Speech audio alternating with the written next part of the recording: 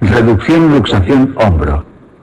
El tratamiento de una luxación aguda anterior de hombro, después de descartar una fractura asociada en la radiografía inicial, consiste en reducir por manipulación cerrada la luxación. Generalmente se realiza un primer intento sin anestesia o con anestesia local intraarticular y posteriormente inmovilizar con vendaje de Velpo entre 2 y 4 semanas, menos tiempo cuanto mayor sea la edad del paciente. Para pasado ese tiempo realizar ejercicios de rehabilitación. Las maniobras más empleadas, como se muestran en la diapositiva, son las de Kocher, tracción y rotación externa, seguidas de aproximación con rotación interna, Cooper, elevación progresiva bajo tracción, y modificaciones de la de Hipócrates, tracción en el sentido de la deformidad y contracción en la axila.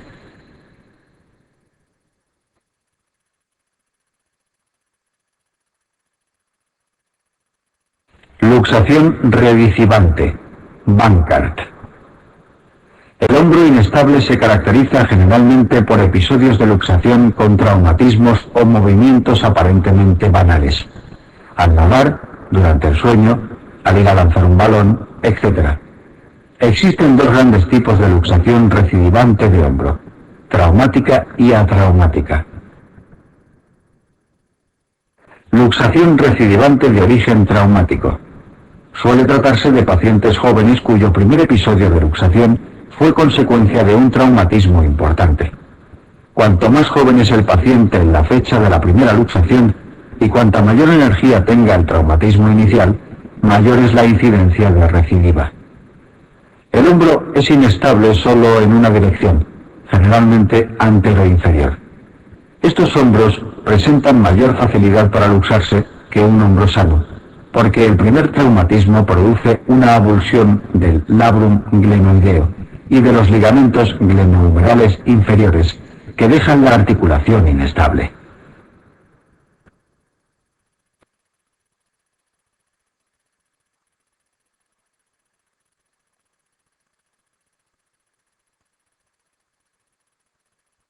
Dicha avulsión, denominada lesión de Bankart, es el hallazgo morfológico más frecuentemente encontrado en la luxación recidivante de hombro.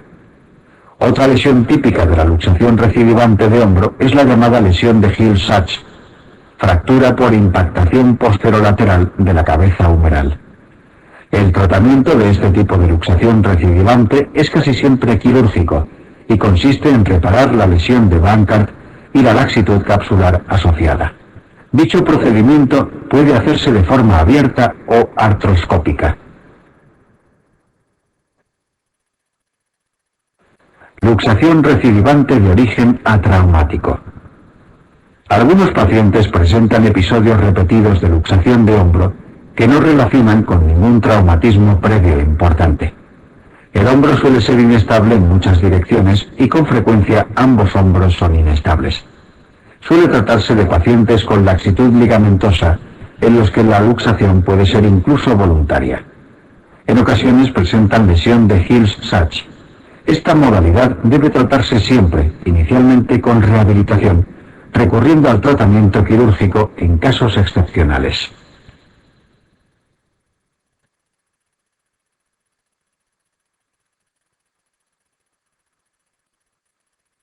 Preparación anatómica en la que se muestra el labrum glenoideo donde se localiza la localización de la lesión de Bankart.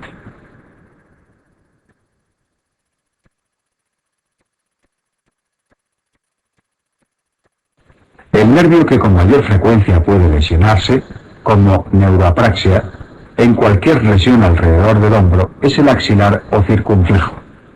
Su localización anatómica le expone ante lesiones como la luxación anterior de hombro. Es importante explorar la sensibilidad de la región del hombro antes y después de la reducción de una luxación para constatar el estado de esta estructura nerviosa.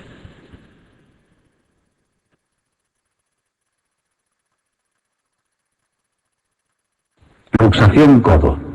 La luxación de codo suele producirse en caídas sobre la extremidad superior que desplazan el olecranon y la cabeza del radio posterolateralmente con respecto a la paleta humeral, luxación posterior. Puede asociarse a fracturas de coronoides, cabeza del radio y más raramente olecranon. Clínicamente, el signo típico es la desestructuración del triángulo de Nelaton. En condiciones normales, el epicóndilo, la epitróclea y el olecranon forman entre sí en flexión un triángulo equilátero. En la luxación de codo, este triángulo es escaleno.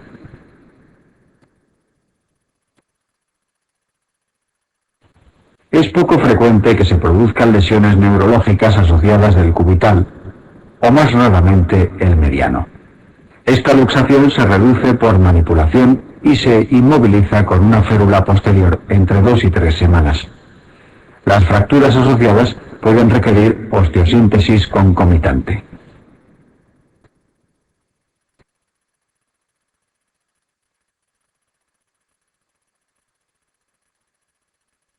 Luxación coxofemoral. Para que se produzca una luxación traumática de cadera, tiene que existir un traumatismo de gran energía.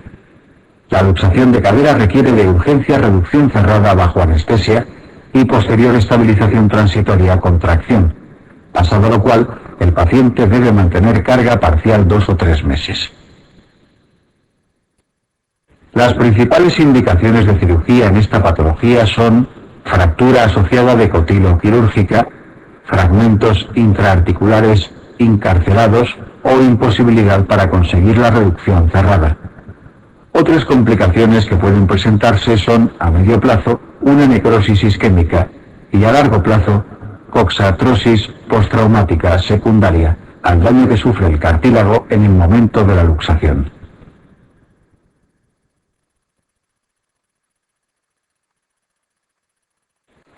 Las luxaciones posteriores son las más frecuentes, 90%, y suelen ocurrir en accidentes de tráfico en los que el salpicadero impacta sobre la rodilla. Como se observa en la imagen, el paciente presenta el miembro inferior acortado, en rotación interna, aproximación y flexión. El trocánter mayor asciende y la cabeza femoral puede palparse en la región glútea, pudiendo existir una lesión asociada del nervio ciático. En las luxaciones anteriores, las menos frecuentes, 10%, el paciente presenta el miembro inferior alargado, en rotación externa y discreta separación, pudiendo existir afectación del paquete vasculonervioso femoral.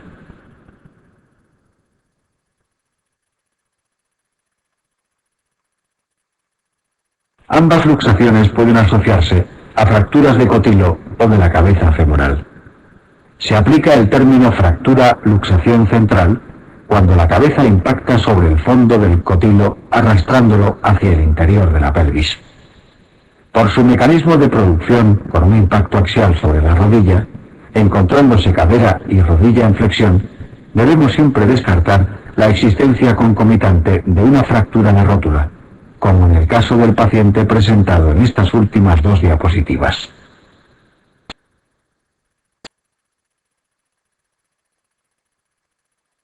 Luxaciones de rótula. Cuando la rótula se luxa suele hacerlo hacia lateral o externo. Rara vez es consecuencia de un traumatismo de gran energía en un paciente sin factores de riesgo. En la mayor parte de los casos se encuentran factores predisponentes como rótula alta y displasia patelofemoral. Esta patología es más frecuente en el sexo femenino y en la segunda década de la vida. Si se trata de un primer episodio de luxación, se reduce la rótula por medialización de la misma asociada a extensión de la rodilla, y posteriormente se contiene con un yeso que permita el apoyo, calza de Boller. En muchos casos, la rótula se reduce espontáneamente, y la radiología en urgencias no presenta hallazgos patológicos.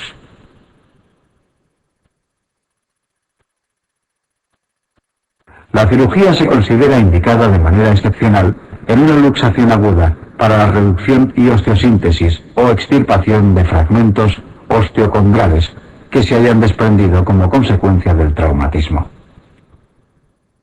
En la luxación recidivante debe intentarse siempre primero reducir la frecuencia de episodios de luxación mediante un programa de rehabilitación intenso en el que se trabaje especialmente la mitad medial del cuádriceps, vasto medial y vasto medial oblicuo. Si no es efectivo, puede realizarse un procedimiento quirúrgico para modificar la alineación del aparato extensor, realineamiento proximal, distal o combinado. El crecimiento y envejecimiento de estas pacientes adolescentes o preadolescentes juega a favor de la resolución de los episodios al perder sus tejidos gran parte de su elasticidad.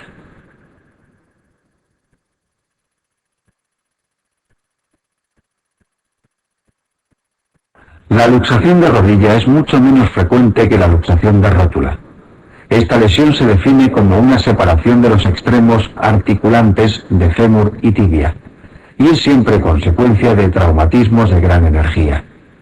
Se asocia característicamente a lesiones de la arteria poplitea, bien secciones o más frecuentemente lesiones de la íntima arterial, que ocasionan una trombosis arterial aguda en las 24 horas siguientes al traumatismo. El diagnóstico clínico resulta evidente cuando la luxación se presenta sin reducir, pero existen numerosos casos en los que la luxación se presenta ya reducida. Debe sospecharse luxación de rodilla en cualquier paciente con inestabilidad multidireccional de rodilla tras un traumatismo agudo.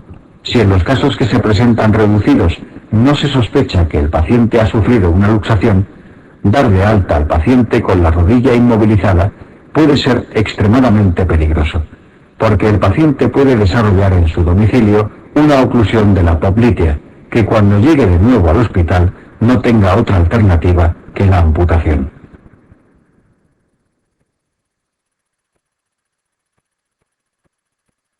De hecho, existen partidarios de realizar una arteriografía sistemática en todos los pacientes que han sufrido una luxación de rodilla. Otra asociación frecuente es la lesión del nervio peroneo común. El tratamiento de urgencia de la luxación de rodilla es la reducción cerrada e inmovilización de la rodilla y la vigilancia estrecha de la circulación distal con el paciente ingresado. Para conseguir la mejor recuperación funcional de la articulación, suele ser necesaria la reconstrucción de los ligamentos y meniscos lesionados, que suele realizarse de forma diferida, ya que las reconstrucciones agudas parecen asociarse a una mayor incidencia de rigidez.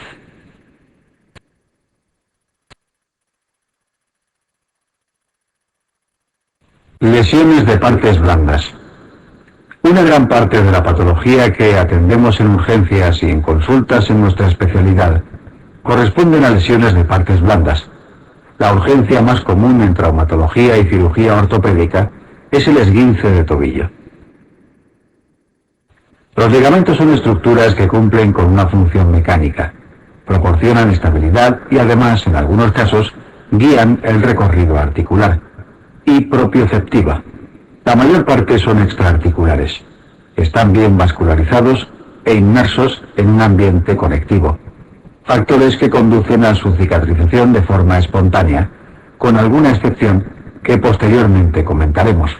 Pulgar del esquiador.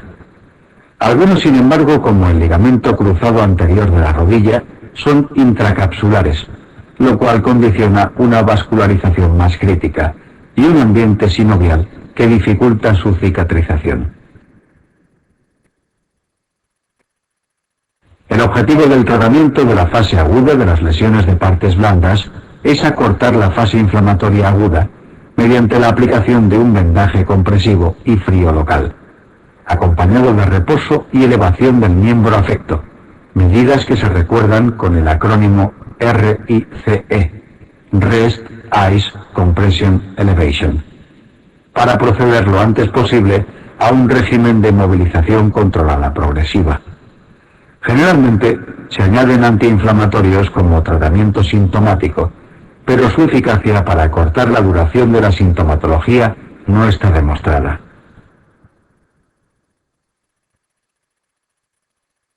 Derrame articular. Diagnóstico diferencial. En la rodilla la gran movilidad condiciona un papel fundamental de las partes blandas en la elasticidad y estabilidad de la articulación.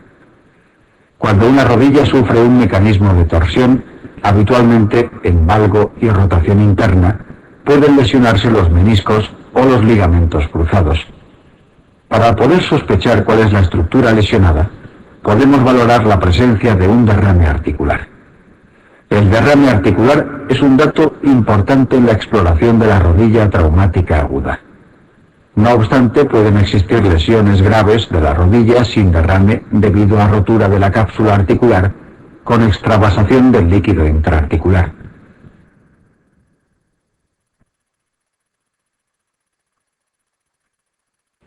El derrame articular se detecta por inspección. La rodilla tiene un aspecto globuloso y palpación. La rótula está separada del fémur por el aumento del volumen del líquido interpuesto y al presionar sobre ella, con la rodilla en extensión, desciende suavemente hasta contactar de pronto con el fémur, lo que se denomina signo del témpano. Cuando existe un derrame importante, debe aspirarse, artrocentesis, no solo para mejorar los síntomas del paciente, sino también por el valor semiológico del aspecto del líquido. En las lesiones meniscales lo más frecuente es encontrar un derrame seroso de aparición diferida, aunque puede encontrarse hemartros cuando la lesión afecta al tercio periférico meniscal, zona vascular del menisco.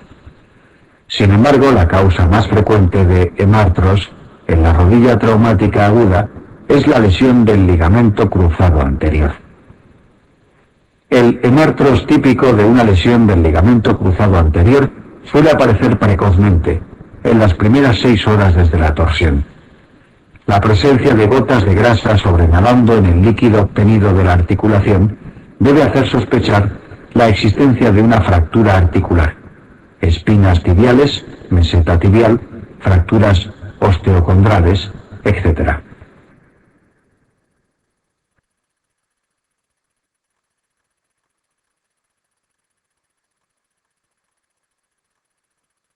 Exploración de la rodilla. Las lesiones meniscales se producen en accidentes deportivos de pacientes jóvenes y accidentes casuales de pacientes más ancianos con tejido meniscal degenerativo. Casi siempre suele existir un componente de rotación de la rodilla apoyada fija en el suelo. La localización más frecuente de lesión meniscal es el cuerno posterior del menisco medial. En la lesión deportiva inicial, el paciente suele referir dolor difuso y presentar derrame articular que tarda en instaurarse entre 18 o 24 horas y suele ser seroso o sinovial, aunque en las lesiones que afectan al tercio periférico puede existir hemartros. Aunque en las lesiones que afectan al tercio periférico puede existir hemartros. Una vez cede el episodio agudo, el paciente suele desarrollar atrofia cuadricipital y presentar episodios repetidos de fallos y bloqueos de la rodilla, acompañados o no de nuevos episodios de derrame articular. A la exploración se aprecia dolor generalmente en la parte posterior de interlínea articular afecta.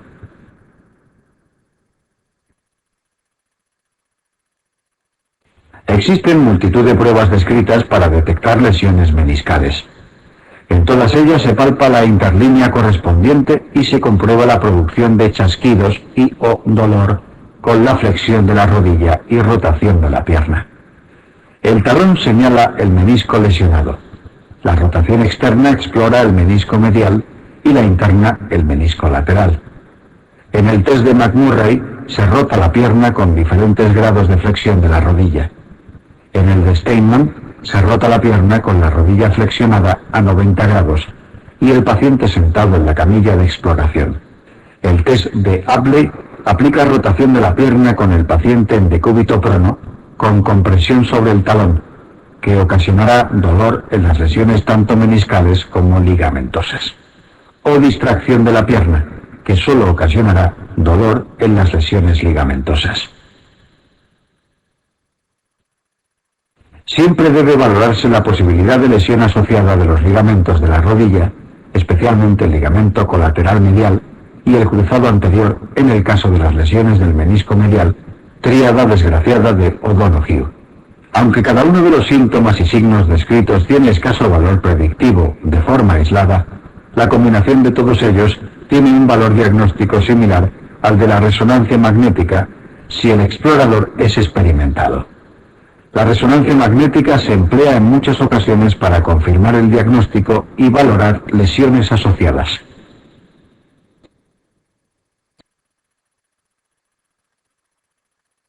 Los meniscos cumplen una función importante de transmisión de cargas. La menistectomía completa, tratamiento utilizado antiguamente para el tratamiento de las lesiones meniscales, desencadena de forma casi inevitable la aparición de cambios degenerativos a largo plazo, artrosis postmenistectomía o cambios de Feuerbank. Por ello, en la actualidad se intenta preservar el tejido meniscal siempre que sea posible. En las lesiones con posibilidad de cicatrización, situadas en el tercio periférico bien vascularizado, lesiones rojo-rojo, o en la unión del tercio periférico con el central, lesiones rojo-blanco, puede intentarse la sutura meniscal abierta o artroscópica. Los resultados de la sutura son mejores en presencia de hemartros o si se realiza una reconstrucción concomitante del ligamento cruzado anterior. En las lesiones sin posibilidad de cicatrización, el tratamiento de elección es la menistectomía parcial artroscópica.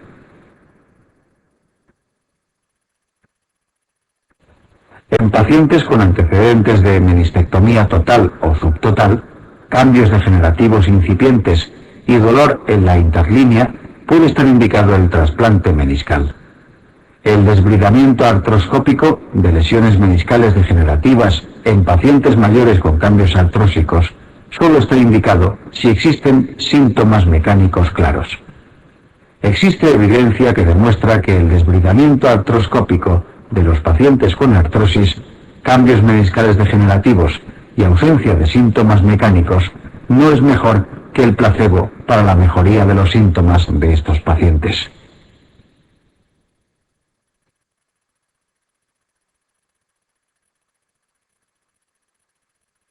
El ligamento cruzado anterior suele lesionarse en traumatismos con hiperextensión o valgo y rotación de la rodilla.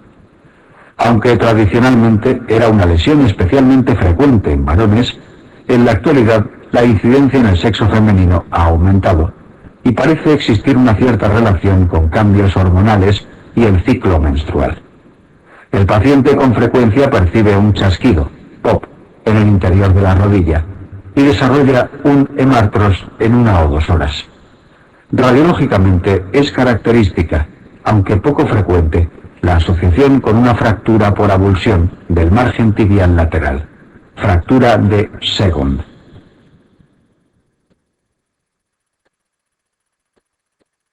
Tras la evaluación del hemartros se aprecia un desplazamiento excesivo de la tibia hacia anterior con respecto al fémur, tanto a 30 grados de flexión, test de Lachman, más sensible, como a 90 grados de flexión, test del cajón anterior, especialmente llamativo, con la pierna en rotación externa.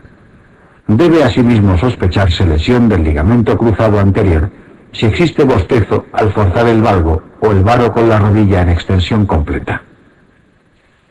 En inestabilidades crónicas puede detectarse el fenómeno de resalte, pivot shift, por subluxación tibial rotatoria al flexionar y extender la rodilla forzando el valgo. Puede realizarse una resonancia magnética para confirmar el diagnóstico y descartar lesiones asociadas. Estas lesiones se tratan inicialmente de forma conservadora con el objetivo de recuperar la movilidad por completo y potenciar la musculatura en un intento de compensar la lesión ligamentosa que no cicatriza. Si el paciente desea reanudar su práctica deportiva y la inestabilidad de la rodilla se lo impide, está indicada la reconstrucción ligamentosa con pleastia tendinosa del propio paciente, generalmente utilizando el tercio central del tendón rotuliano o los tendones de la pata de ganso.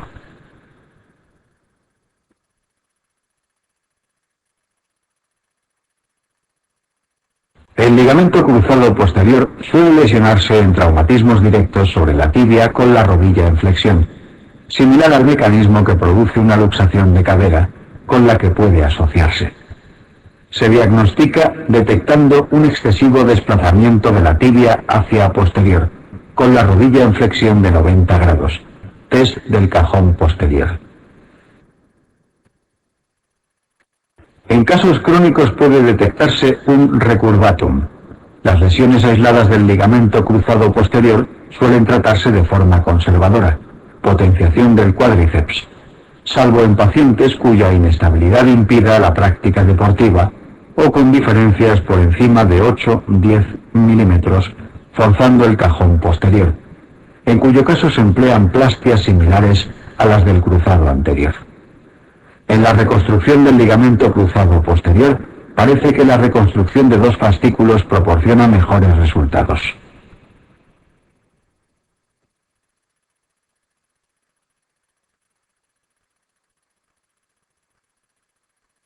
Los cuadros de dolor originados en las partes blandas del hombro constituyen uno de los motivos de consulta más frecuentes de la especialidad. La valoración del enfermo con un hombro doloroso debe tratar de distinguir ante cuál de los diferentes procesos patológicos nos encontramos. En primer lugar, deben descartarse procesos que causen dolor referido o irradiado hacia el hombro. Existe una gran variedad de procesos viscerales que pueden causar dolor referido: isquemia miocárdica, úlcera gastroduodenal, esofagitis, etc. Además, es muy frecuente que los pacientes con patología de la columna cervical refieran dolor en el hombro. Debe sospecharse patología cervical en pacientes con dolor en la zona superior del hombro y sintomatología radicular. Una adecuada exploración y la realización de radiografías simples de columna cervical permiten confirmar el diagnóstico. Si determinamos que el dolor procede del hombro, el siguiente paso es descartar patología en la articulación glenohumeral: artrosis, enfermedades inflamatorias, osteonecrosis, secuelas de fracturas, neoplasias, etc. Sin embargo, lo más frecuente es que el dolor se deba a la inflamación de los tendones que forman el manguito rotador o las bursas adyacentes.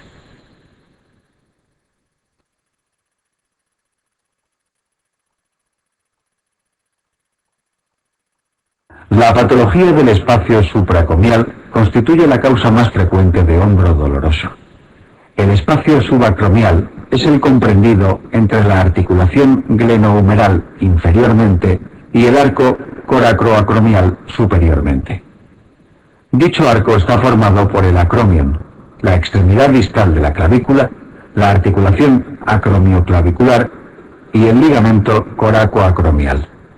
Por este espacio, señalado en línea discontinua en la diapositiva, pasan los tendones del manguito de los rotadores, de anterior a posterior, subescapular, supraespinoso, infraespinoso y redondo menor.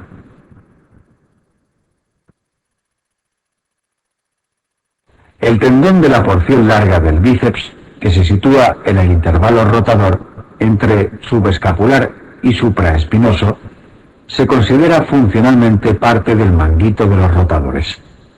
La principal función del manguito de los rotadores es mantener centrada la cabeza humeral sobre la glenoides durante los movimientos del hombro. La bolsa serosa supracomial se localiza en la zona anterosuperior interpuesta entre manguito y techo del espacio supracomial.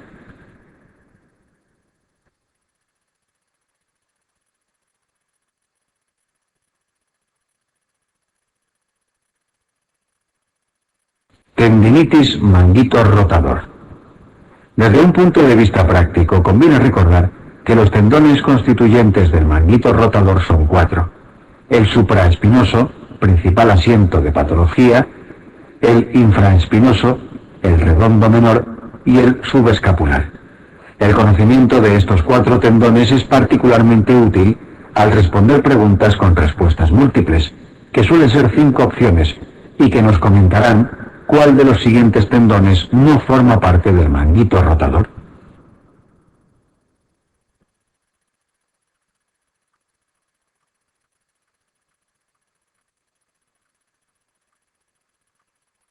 Los tendones del manguito de los rotadores son asiento frecuente de patología por 4 motivos.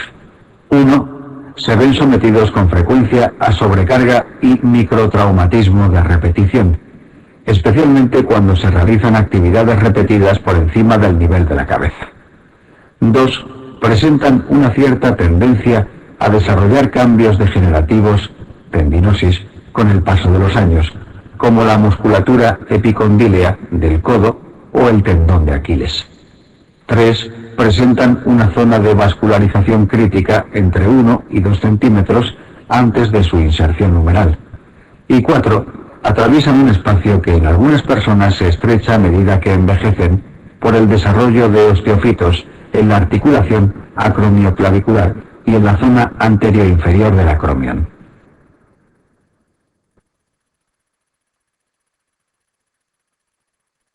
Anatomopatológicamente, los pacientes pueden tener tendinitis, roturas de espesor parcial o roturas de espesor completo. Generalmente las roturas suelen presentarse en pacientes de mayor edad y ocasionar mayor debilidad cuanto mayor sea su tamaño. Suele existir una bursitis supracomial asociada. Clínicamente se caracterizan por dolor de comienzo insidioso y predominio nocturno, una característica compartida por todos los procesos que originan dolor crónico en el hombro. Existen casos poco frecuentes de rupturas traumáticas agudas del manguito, generalmente rupturas del subescapular en pacientes de alrededor de 40 años que sufren una luxación de hombro. En el síndrome de atrapamiento subacromial, la movilidad pasiva suele estar conservada, pero la movilidad activa está limitada por dolor y/o debilidad. Es típico que el dolor aumente cuando el paciente baja activamente el brazo, especialmente entre los 120 y los 80 grados de elevación, arco doloroso. El dolor aumenta con la elevación pasiva máxima del hombro al chocar el manguito con la parte anterior-inferior del acromion, signo de Neer. La desaparición del dolor al realizar esta maniobra tras la infiltración subacromial con anestésico local, test de Neer, confirma el diagnóstico.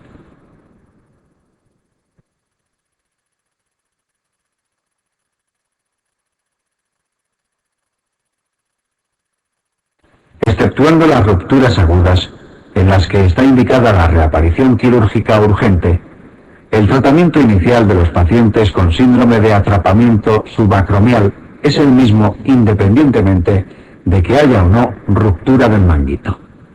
Inicialmente no es necesario obtener técnicas de imagen para valorar el estado de los tendones. De hecho, pueden ocasionar confusión, ya que se calcula que un 60% de las personas mayores de 60 años sin antecedentes de dolor en el hombro presentan imágenes en resonancia magnética compatibles con rotura de los tendones del manguito. El tratamiento conservador inicial consiste en administrar antiinflamatorios, recomendar un periodo breve de reposo e iniciar un programa de rehabilitación dirigido a recuperar la movilidad del hombro y fortalecer preferentemente la mitad inferior del manguito con ejercicios activos resistidos. El paciente debe aprender a sí mismo a evitar posiciones y actividades que sobrecarguen el manguito rotador. En pacientes con cuadros de dolor muy intensos y en aquellos que no acaban de responder al régimen descrito, pueden realizarse entre 1 y 3 infiltraciones con corticoide y anestésico en el espacio subacromial.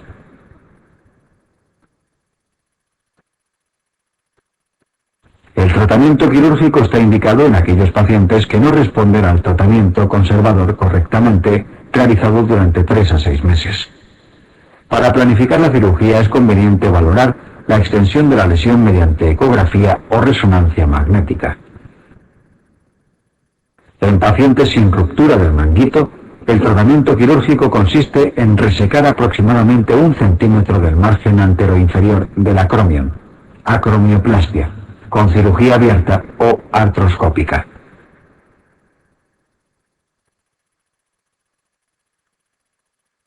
En pacientes con ruptura del manguito, debe intentarse la sutura de los tendones rotos asociada a acromioplastia y seguida de un periodo de rehabilitación intenso.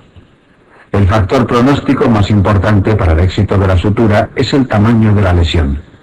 Si la lesión es tan grande que impide la sutura, puede optarse por el desbrigamiento de los bordes tendinosos en pacientes mayores y por la transferencia de tendones pectoral mayor, dorsal ancho, tríceps en pacientes jóvenes y activos. Algunos pacientes con lesiones muy extensas y largo tiempo de evolución pueden desarrollar cambios degenerativos secundarios, artropatía del manguito u hombro de Milwaukee, que pueden requerir una artroplastia de hombro.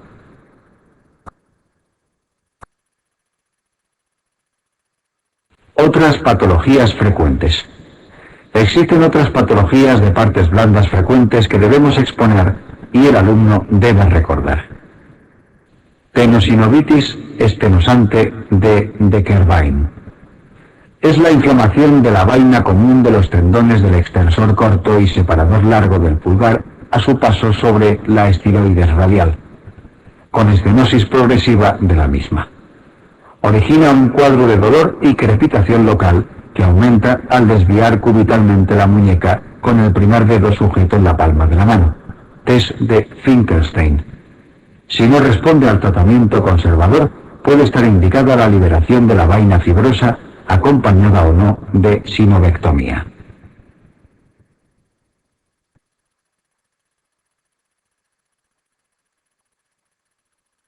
Espolón calcáneo y fascitis plantar. Una de las causas más frecuentes de dolor en el retropié, talalgia, es la inflamación, como en la espondilitis anquilosante y otras artropatías seronegativas, o irritación mecánica de la fascia plantar. El espolón calcáneo es una prominencia ósea que se forma sobre la inserción calcánea de la fascia como respuesta a microtraumatismos e inflamación. Habitualmente el cuadro se trata con reposo relativo, taloneras de gel silicona y AINES. Es excepcional que haya que recurrir a la cirugía, cuyos resultados por otra parte no siempre son satisfactorios.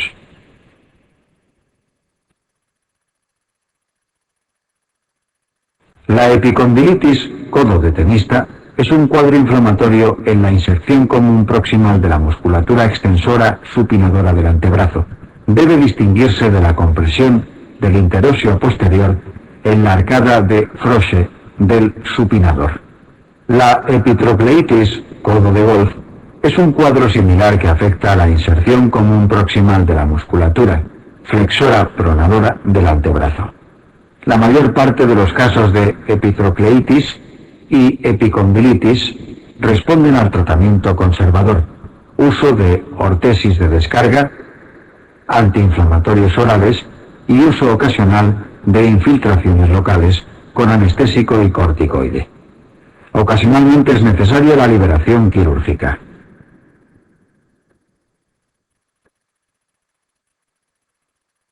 Lesiones ligamentosas. Una de las lesiones más frecuentes en traumatología es la ligamentosa, denominada esguince.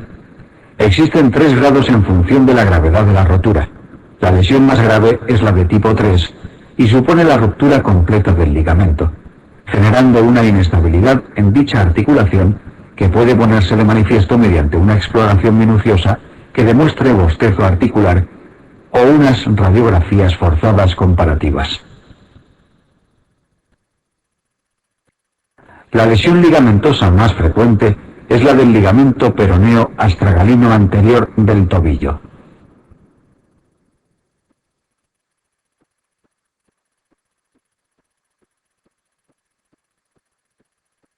Enfermedad de Dupuytren. La enfermedad de Dupuytren es un proceso caracterizado por el desarrollo de nódulos y bandas de tejido fibroso en la fascia palmar y de los dedos que ocasionan su contractura progresiva.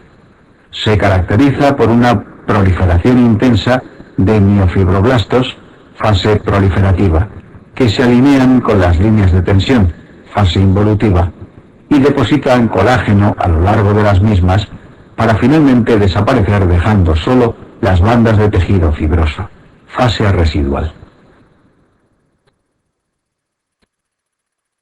Esta enfermedad es casi exclusiva en la raza caucasiana, excepcional en personas de color, más frecuente en varones, de 7 a 15 veces, y su incidencia aumenta con la edad. Suele presentarse en pacientes de 50 a 60 años y es excepcional en niños. Se piensa que se hereda siguiendo un patrón autosómico dominante con penetrancia incompleta. Se han descrito múltiples factores de riesgo, entre los que se incluyen alcoholismo, consumo de tabaco, EPOC, diabetes mellitus, epilepsia, tratamiento con ciertos fármacos anticonvulsivantes y microtraumatismos de repetición.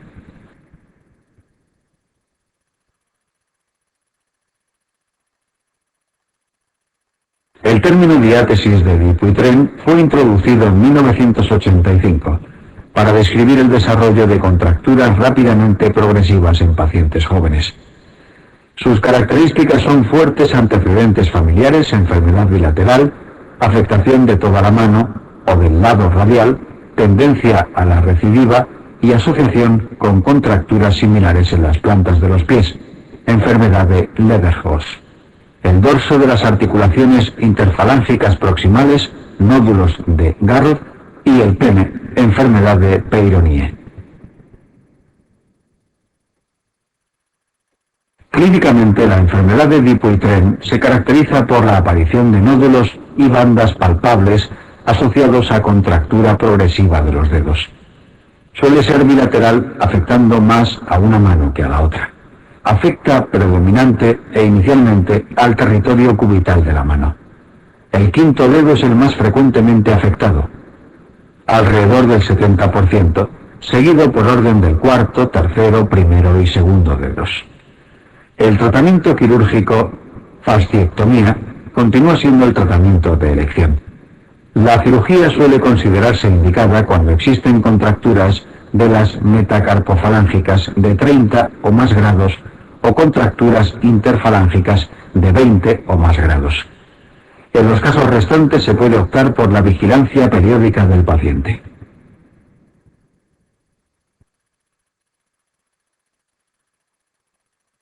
Rotura aguda de tendón de Aquiles. La rotura aguda del tendón de Aquiles es una lesión típica de varones de entre 30 y 50 años, deportistas ocasionales de fin de semana. La etiología es desconocida, salvo casos de infiltraciones previas con corticoides y de ingesta prolongada de corticoides o quinolonas, aunque debemos suponer siempre la presencia de una tendinosis previa a la rotura. La clínica se presenta como un dolor intenso, similar al de recibir una pedrada, acompañado en muchos casos de un chasquido y de impotencia funcional para la flexión plantar activa.